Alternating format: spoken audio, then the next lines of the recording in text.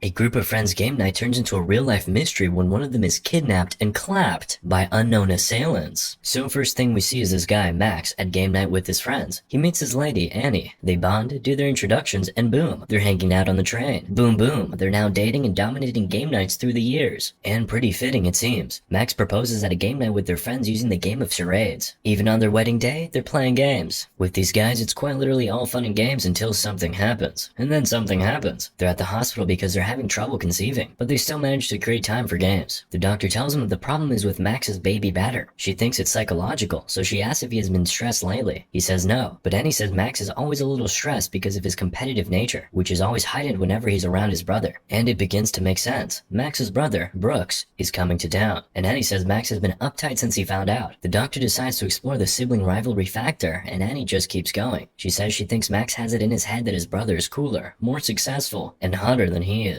And at this point, the doctor seems to be worried about another man's baby batter, because she's now asking if Brooks is single, and she'd love to grab a cup of coffee with him. The couple now heads back home, and just as they arrive, they see their neighbor, Gary, come out to check his mail. He's in his police uniform and carrying his dog. Max reminds Annie to not mention game night to him, and immediately he starts talking. You can see why. He's just a weird fellow. But as they head into the house, Gary straight up asks them if they have plans for a game night tonight, and they say no. Max and Annie now head into the house, and they're trying to figure out how to get their visitors to park far away, and sneak in quietly so Gary doesn't figure out what's going on. Max says they just invite him, but Annie says no. Debbie was our friend and Max was just the creepy husband that we had to put up with. He's only gotten worse since the divorce, she says. As they're talking, they hear a loud thud outside. They move towards the window to go check what it is, and it's just their friends coming in from the window. They were asked to sneak in after all. The first girl that comes in is Madison. Yet another Instagram model girlfriend Ryan is bringing to game night. Then Michelle and Kevin, who are married, come in through the other window. The entire group teases Ryan about how he always loses game nights because of the dates he always brings, and we're shown some of his blasts from the past. As his conversation is going on, we find out that Kevin and Michelle met at 14 and got married at 19. Ryan thinks that's gross. Anyway, straight to the games. Max says they start with charades, but Annie says they should wait for Brooks. The mention of the name gets everyone excited, and they all start talking about how super successful Brooks is, and Max is already over it. Just when Max tries to go ahead with the games, Brooks arrives in his super loud but super sweet Toyota sports car, which happens to be Max's dream car when he was younger. Max goes out to meet his brother, and Gary, who they also call RoboCop, is now outside his door watching everything. They head in, and Brooks says he loves Max's house, because it reminds him of simpler times. Okay, I think I see why Max doesn't like him, but this is just the beginning. The game started, Brooks pauses to tell an embarrassing story about Max when they were younger, even after Max forbid him from telling it. But Brooks is killing the games though. He gets 7, but Max gets 0. Everyone failed him, even his wife. Actually, especially his wife. Game night is now over. Everyone is leaving, and then Brooks asks that they hold the next one at his house. Cool. Next game night comes, and as Max and Annie are about to get in their car, they see Gary, who asks them where they're headed. They say Brooks' house, and Gary asks them if they're going for another game night. Max says no. They get in the car and head out, and boy is Brooks' house huge. They go in and meet the rest of the guys. Of course, Ryan is with another lady. This time, not an Instagram model. He's here with Sarah, who's head of corporate communications at the office. She's Irish. Brooks says the game they'll be playing tonight will be so epic that they won't be needing boards and pieces. Ryan asks if it's Rich People's Fight Club. He has mentioned this before. He seems pretty obsessed with the idea, but obviously that's not it. It's murder mystery. Whoever finds the victim wins his sweet sports car. Crazy incentive for Max, isn't it? Anyway, they just hang around now and wait for the game to start. 2 guys are in a van outside the house, by the way. As the guys wait for murder mystery to start, they decide to play Never Have I Ever. Along the line, Ryan says, "Never have I ever been with a celebrity," and Michelle drinks. Oops. She says she was drinking separately from the game, and it was only a coincidence, but Kevin doesn't seem to believe because she's breathing fast now. As they're still arguing, they hear a loud knock on the door. It's a man in a suit. He introduces himself as Agent Henderson, FBI. He distributes dossiers which contain clues, which they'll require to find the kidnappers. As Agent Henderson is asking if anybody here has food allergies, the men from the van barge into the house with masks on. Henderson doesn't know them. That's not a good sign. They knock Henderson out easily, but Brooks is holding his own with the 2 guys. The rest of the guys are just watching because they think it's all part of the game. The men carry Brooks to the kitchen, where the heated battle continues. Meanwhile, the guys are in the living room feasting on cheese. Relatable. Brooks makes his way back to the living room, and the guys now come and tape his mouth and take him away. Kevin immediately gets back to the issue of his wife and the celebrity, and she says it was before they got married, during a certain break they took. Never take breaks with your girlfriends, fellas. Anyway, the game has begun, and each couple heads off with their dossier of clues. First clue, with shiny fangs, my bloodless bite will bring together what's mostly white. Max thinks Brooks might be trying to humiliate him with his game, and he says, then let's not play by his rules. She picks up an iPad and an iPhone phone, and boom, they're off. They're tracking Brooks' location. Sarah and Ryan see them leave, and that prompts them to move quickly. So Sarah checks in Brooks' wallet and calls his credit card company to ask for the last few charges he made. She wants to find out the name of the murder mystery company they use so they can go there and bribe to get the final clue. Meanwhile, the only couple that has been able to figure out the clue is Kevin and Michelle. It's a stapler. Of course, I knew that. They go into the office, see the stapler, and there's a flash drive there. They insert it in the computer on the table and see another riddle. While they're trying to figure it out, Sarah's got the name of the company, so they're heading out now. But on the way out, Ryan locks Michelle and Kevin in the office. Why did he do that? I don't know. He just wanted to be a jerk. We now see Max and Annie arrive at a dump site. That's where Brooks' phone is. They think Brooks figured they were tracking him and threw it there. They look across and see one of the guys who burst into the house earlier. They say he's one of the actors, so they follow him inside the bar. They ask the bartender if he has seen someone who looks like Max. He says no, but they think he's in on it. Anyway, they order a drink, and moments later, a man comes out of a room, and they quickly catch a sighting of Brooks in that room with his head covered. They're excited. They're going to win the game. Annie now takes out a gun she retrieved when Brooks and the guys were fighting back at the house. She believes it's a fake gun, so she's brandishing it as she delivers a line from Pulp Fiction. All the three guys in the bar assemble, and she tells them all to get on their knees. She then tells them to do a yoga pose, because she thinks it's all still fun and games. Meanwhile, back at the house, Kevin is still obsessing over the celebrity Michelle was with. She says she doesn't want to tell him, because he'll obsess about it even more. So he says he's going to guess, and she should let him know if he gets it. She says okay. He's guessing as he's climbing, trying to find a way out of the room, but he gets distracted and falls off. It's an unfortunate fall, but fortunately, it's enough to open the door. Let's quickly head over and see how Ryan and Sarah are doing. They just arrived at the office, and as they're walking inside, they basically start teasing each other. Oh, they definitely like each other. They head into the office, and there's just one woman in. She's sitting in her chair and facing the wall. They turn around, and she looks like she's dead. She has a headshot wound, but she wakes up and shouts. Apparently, she only just came back from playing the corpse at a murder mystery thing, and she dozed off. She's pregnant, by the way. They now try to bribe her for the final clue. That's if you can call this a bribe, because he's just sliding over 10, 5, and 2 $1 bills super slowly. $17 in all. That's all he has. A grown man. Sarah steps in and gives her $100, and they get the clue. It says, look in your jacket pocket. It's a confusing clue. Meanwhile, back at the house, the guys are finally finding out that all that has happened is not part of the game. Agent Henderson finally wakes up, and the real guys from the game finally burst in with their own clown masks. They definitely chose the right mask, because look at them coming half an hour after Henderson arrived. They ask Agent Henderson if he's okay. His real name is Ryan, by the way, but we already have a Ryan, so we'll just stick with Henderson. Henderson now calls the lady at the office. She puts the phone on speaker as Henderson tells her what happened, and everybody is shocked. What do you mean the fight and abduction wasn't part of the game? Let's quickly go and see what's going on with the kidnappers and Brooke, shall we? Annie's dancing around with the gun she still doesn't know is real, while the kidnappers are lying on the floor. Max searches the guys and finds the keys to the door, so they go in and lock themselves in. They remove the cloth covering Brooks' head, and they're gloating in his face. Brooks is trying to say something, but Max and Annie are more interested in taking a selfie. They take their picture, and then Max gets a call from Ryan. He thinks Ryan is calling to beg for help with the game, so he ignores the call. Just about that time, Annie rips the duct tape off Brooks' mouth, and he quickly tells him that this is not a game. Just then, the kidnappers outside smash the glass on the door and start trying to make it into the room. As they're struggling with the door, Brooks tells them he's a smuggler. Basically, he's in some serious trouble. Max and Annie are still struggling to believe the whole story. Annie jokes about the gun not being real, so she shoots at the ceiling. And boy, is it so real. She immediately throws it to the floor, and that sends a bullet into her husband's hand. Blood starts pouring out, and they can now see how real this is. So Annie unties Brooks, and they all run out just as the kidnappers break down the door and start chasing. They manage to make it to the car and drive off. In the car, Brooks starts confessing. He says he has been lying the entire time about what he does. He actually buys and sells sussy stuff for people in the black market. And he made a mistake getting into business with this guy they call the Bulgarian. He wanted Brooks to find this Fabergé egg. He did find it, but some other guy named Marlon Freeman was willing to pay twice as much for the same egg. So Brooks, being a crook, screwed over the Bulgarian, and that's why these guys are after him. And they very nearly catch up to him, but Annie is doing a pretty impressive impression of Vin Diesel with the way she's swerving away from them. Annie and Max suggest going to the cops, but Brooks says they can't. The Bulgarian has a ton of moles in the police department. The guys chasing are not stopping, so Brooks decides to sacrifice himself like the biblical Jonah. He tells them they won't stop until they have him, so he jumps out of the moving car. Annie and Max try to go back for him, but the guys start shooting at the car, so she just zooms off. Max starts feeling faint, but they can't go to the hospital because they'll call the cops. So Annie has to take the bullet out herself. She goes to get supplies to do her little surgery. She gets a call from Michelle, who tells her they're about to talk to the cops. Annie tells them not to because Brooks' life depends on it. Then she heads over to her husband to get the bullet out. She's now following the instructions in a little handbook, and at some point, she makes a large incision, and both of them start holding back a pew. It's a really funny sight, I tell you. You know what's even funnier? There's actually no bullet to remove. The bullet went in and out, so she just gave Max a cut on his arm for no reason. They do their little puke holding competition again, and we cut back to Brooks' house, where Annie and Max have joined the rest of the guys. Annie updates the guys, and since the Marlon Freeman name is only an alias, the first step here now is to find a police computer, so they can find his actual name and address. And where can they find a police computer? Come on, take a guess. RoboCop. They need him now, so they all march to his front door, and act like they all just want to do game night at his place. He lets them in and they start playing Jenga, but just one move in and Max asks to use the bathroom. Of course, he's just trying to get to the computer. He locates it and goes to log in. We all knew the password would be Debbie, didn't we? He types in Marlon Freeman and the man's real name, which is Donald, and all his details pop up. Max picks up a pen and starts writing down, but what he doesn't know is that his blood is dripping on the rug. He also doesn't know when RoboCop's dog comes in, more blood drips on him. He finally notices the dog, and now he's trying to get the blood off. Nothing is working. Max gives the dog a little bath with a bottle of water, and that just makes things worse. The dog then goes ahead to do that shake that dogs do, and now blood is everywhere in the room, on all the Debbie pictures and frames. At that point, he just gives up and goes back downstairs. He ends the game and all of them leave immediately. They're now heading to Donald's house, and Max gets a call from someone who says they have Brooks. Max tells them they're going to get the egg, and they can just easily do an exchange. The guy gives them less than an hour to bring the egg. They arrive at the house, and Max tells them to all head back home and he'll go in alone. They all say no. They're all in this together. We all need friends like these, honestly. The house is massive, and it looks like Donald has a little party going on, so they just walk in freely and go down the stairs. And guess what? It's a fight club. Ryan's living his dream. Anyway, the guys decide to split up and go find the egg. And guess what? Kevin is still obsessed with the celebrity Michelle was with, so she finally tells him the story of how she met Denzel Washington at the gas station. And one thing led to another. Yes, that's the guy she thinks is Denzel. She really thinks she was with Denzel Washington. But bro, that's Denzel, Michigan, at best. She shows Kevin the picture and he straight up tells her that that's not Denzel. As she's arguing and she's listening to the words coming out of her own mouth about Denzel Washington living in a 2-bedroom condo, she realizes what she did to herself. Kevin just laughs at her and does a little impression of Denzel, the real Denzel this time. While these ones are having fun, Max and Annie are looking for the egg in the office and get talking about having a baby along the way. Apparently Max doesn't really fancy the idea. He thinks children will hamper their chances of fulfilling their potential. Annie is not really happy about this. She tells Max he doesn't really want to be Brooks. He wants to be Brooks, and she leaves. Downstairs we find out that Ryan was right to stay back and watch the fight, because as one of the guys opens the safe to put some money in, they spot the egg. Sarah tries to strategize for a minute, but Ryan doesn't do strategies. He just walks across the room and takes the egg from the safe. But unfortunately for him, one of the fighters goes down right in front of him, so everyone turns to see him and sees him with the egg in his hand. Donald asks who he is and why he has the egg, and Ryan throws some lies which don't stick, so he decides to run. Everybody starts chasing him. He sees Max and the rest of the guys upstairs, and they literally just start playing football with the egg. They're throwing it to one another, from Ryan to Michelle to Kevin to Annie to Max, who's immediately slammed to the ground by a guard and drops the egg. It falls downstairs, but thankfully Sarah was there to catch it. The fighter guy nearly gets her though, but Ryan comes out of nowhere and spears him to the table. Now I'm sure they sell a different type of glass to rich people, because how come that table didn't just shatter? Anyway, they all now run out of the house with the egg and drive off. Can you say it's touchdown yet? Oh, wait a minute. This is the opposite of touchdown, because Kevin slams on the brake too hard, and the egg falls off Max's hand and smashes to bits. They find out that the egg is even fake. It was made in China. But then, Annie sees a note with a list of names, and it appears that it's that note they need and not really the egg. Anyway, they're here now. They drive up to the guys, and instead of an easy exchange, the guys tell them to get on the ground, all of them including Brooks. While they're on the ground, Brooks is asking Max why he came. The Bulgarian will just go ahead and kill all of them now. Max says he had to come because he's his brother. He can't just let him die, even though he deserves it. Isn't that just so sweet? Brooke goes on to tell Max that he's a better person than him. He starts confessing to all his cheating back when they were younger. He cheated during Battleship, Monopoly, and even in the game of life. He saw Max go to college, get a job, marry an amazing woman, and he knew he couldn't keep up, so he went into the life of crime. Brooke, this says a lot about society. Brooks goes on to tell Max that that's what the whole game was supposed to be about, making it up to his brother. This time he cheated to let Max win. Remember the last clue? Check your jacket pocket? That was for Max alone. He checks his pocket and the key to the car is there. Oh, and by the way, the kidnappers put a call through to someone while all this was going on. And now they hear the guy say, "You want us to kill them all?" And everybody's like, "What? We got you what you wanted." But just before he shoots, a cop car arrives. And guess who? It's RoboCop. He claps the guys and practically saves the day. He says he figured they were in trouble from the moment they came to his door, that late to initiate game night. Then of course his dog being drenched in blood, and Max's search history gave the rest away. They start thanking him, and boom, Gary gets shot to the chest. Apparently he didn't clap all the guys. One is still alive, and he shot Gary in the chest. Gary goes down, and he seems to be giving up the ghost. He says he has no wife, no friends, so what's the use? Max and Annie are by his side. They tell him he's got them. Max promises that once they get him to the hospital and stabilize him, he'll be invited to every game night. Gary then says, "Don't you ever exclude me again," and Max says never. Then boom, the act is over. Gary spits out the blood capsule. It was indeed all an act. Everything. He says, "And that is how you do a game night." The kidnappers at the back get up now. RoboCop says when he realized they stopped inviting him for game night, he hijacked Brooks' murder mystery party and staged a kidnapping of his own. What better way to prove my worth as a game night participant, he says. Apparently the kidnappers are felons. He agreed to shave some time off their parole in exchange for this. So Annie asks if the Fabergé egg, the list, the Bulgarian, was all him, and Gary looks really confused. He looks at the list and says it's the list of people in the Federal Witness Protection Program and asks them how they got it. While that's happening, two big guys come from behind and shoot Gary. Now that's the danger of playing games like this, because Max sure thinks it's still part of the game, but he puts his hand in the bullet hole and actually sees a bullet. Now he knows it's real. As RoboCop tries to call for backup, the guy with the pistol kicks him to the ground, and the other guy asks for Brooks. You guessed it, that's the Bulgarian, and I'm a little surprised he's speaking pretty clear English. He says they've been tracking Brooks all night, and now they'll have to kill him. Max then intervenes and tries to negotiate the freedom of his brother by offering the list. The Bulgarian says deal, but Brooks says no. You give him that list, he's gonna kill me, he says. So he snatches the paper from Max and swallows it. The Bulgarian says they're just going to cut it out of him in the jet, and they take him away. Brooks begs Max not to follow him, but did you think for a second that he would not? Even though the guy shot the tires of both cars there, they make their way to Brooks's house and take the new car. So while the Bulgarian is about to cut Brooks's stomach, they see the car running towards them at full speed. The pilot tries to take off quickly, but you know how long planes run before they fly. That's more than enough time for Max to take out the wheels, and the plane pretty much crashes before it even gets in the air. But they're not safe yet. The guy with the gun comes out of the plane, and Annie quickly runs out of the car and goes to hide. Max's door is stuck though, so he takes a little more time to come out and can only crouch behind the car. The guy nearly gets Max behind the car, but Annie makes some noise, so he walks towards where she's hiding and starts looking for her. Max is trying to tell her to turn on the belt, but she can't hear, so she asks him to charade it to him. Apparently it's always fun and games with these two. Anyway, he gets the message across, and she turns the belt on, but it's so incredibly slow, and it does nothing. Okay, maybe not nothing. It distracts the guy, so Annie is able to come from nowhere and smash his head with a fire extinguisher. He immediately goes down. Max says he noticed a hatch on top of the plane, so he'll get in from there. He tells Annie to go call for help. Inside the plane, the Bulgarian is just waking up, so he starts approaching Brooks with a knife, but he hears footsteps on top of the plane and goes to check what it is. Just then, Max drops down and points the gun at the Bulgarian and asks him to put the knife down. He instead puts the knife right in Max's bullet hole and then wrestles him to the ground. Annie, who's calling for help, notices some movements in the plane and heads over with her fire extinguisher, but the guard shows up and points a gun at her. Unfortunately for him, though, the men struggling in the plane hit a button, and the guard is sucked into the engine and is immediately blended like fresh tomatoes. The fight is still going on, and Max is holding his own down for someone who's new to the criminal world. Unfortunately, though, the Bulgarian gets his hand on the revolver, and just as he's about to clap Max, the fire extinguisher drops on his head from the hatch. Miss Fire Extinguisher to the rescue again. Max ties the Bulgarian up while Annie cuts Brooks loose. After that, Max kisses Annie and tells her he wants to have a baby. He used to think he wants Brooks' life, but he can now see Brooks as a loser. While they're kissing and saying a bunch of sweet stuff to each other, Brooks starts clapping and saying, "That concludes game night." He tells them they learned everything he wanted them to, and says, "Trevor, you can get up now." But he's only pulling their legs. They were ready to pounce on him if this too was part of the game. 3 months later, they reunited Brooks' much more normal looking house. He has an ankle monitor on, so you can say he surely left the life of crime, but he went out with a bang. So that list he swallowed, yeah, he later pooped it out and sold it on the black market for $3 million.